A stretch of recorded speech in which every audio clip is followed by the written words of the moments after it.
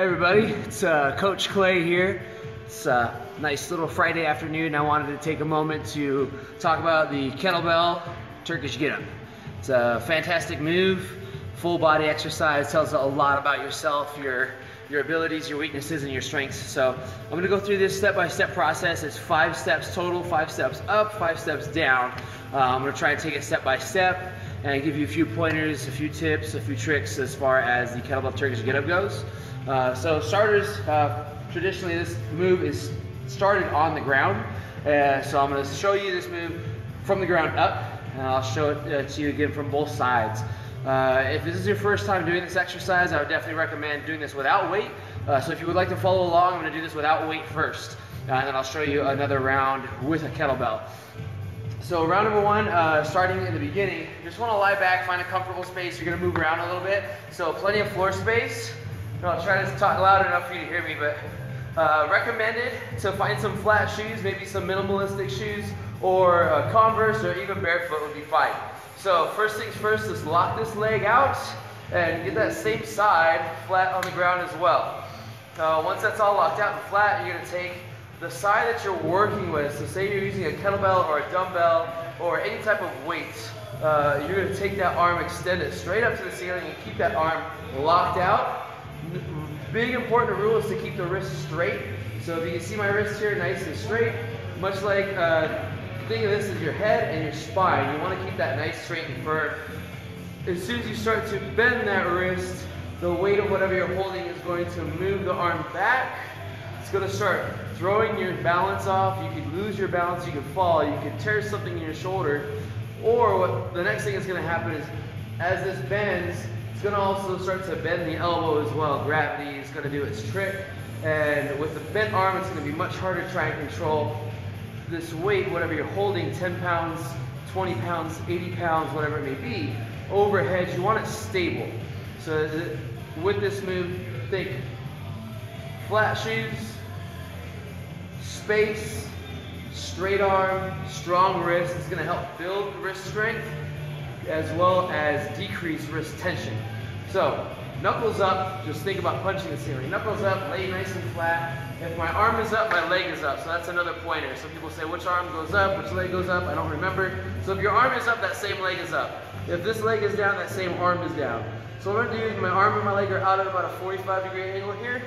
Kind of angle myself here. And what I'm going to do is I'm going to keep this leg locked out, toe up to the ceiling, arm locked out, and I'm going to come up off this elbow, sitting straight up, try not to roll up. So I exhale, keep the body locked, nice and rigid, and I imagine I'm kind of locking a bow and arrow here.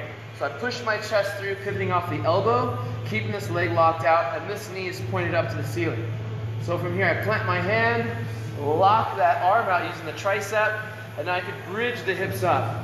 Some people like to do that at the same time, which is fine. So if I was here, I'd use both my glutes, hamstrings, and tricep as well as obliques to bridge up. Now this extended leg is going to come nice and slow underneath me, planted on the ground. It's actually in a straight line, so I can drive the body upright. It's called the windmill. So I windmill upright, fix my lunge position, and now I can just use the quad and glutes to stand straight up, and I end in an overhead extended position. So I'm going to go in reverse. So now, I step backwards, drop the knee, windshield wipe that leg in with my hand, find my thigh, and I can windmill to the side and find the ground. As soon as I find the ground, I'm good.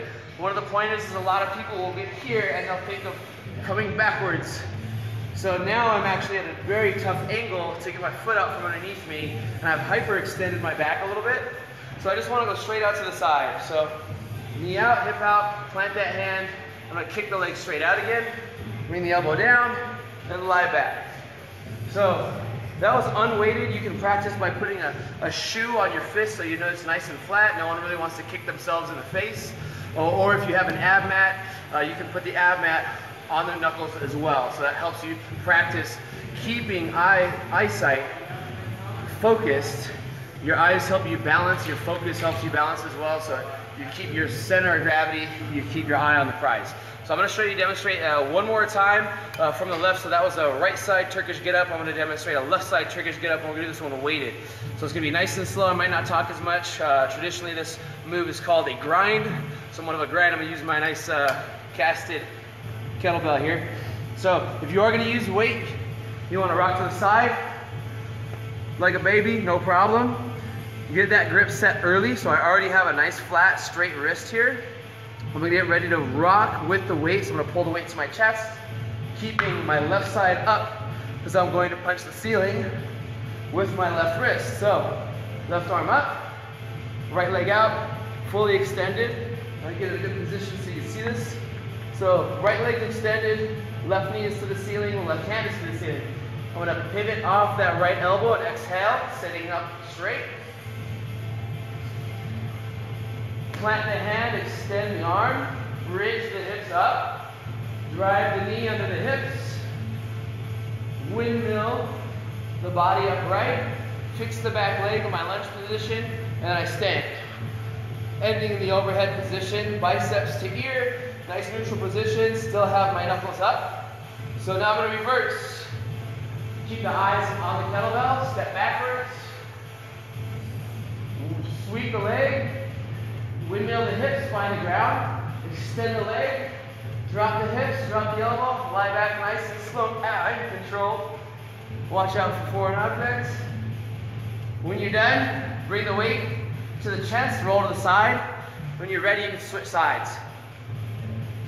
So that would be your Kettlebell Turkish Get Up from non-weighted as well as weighted.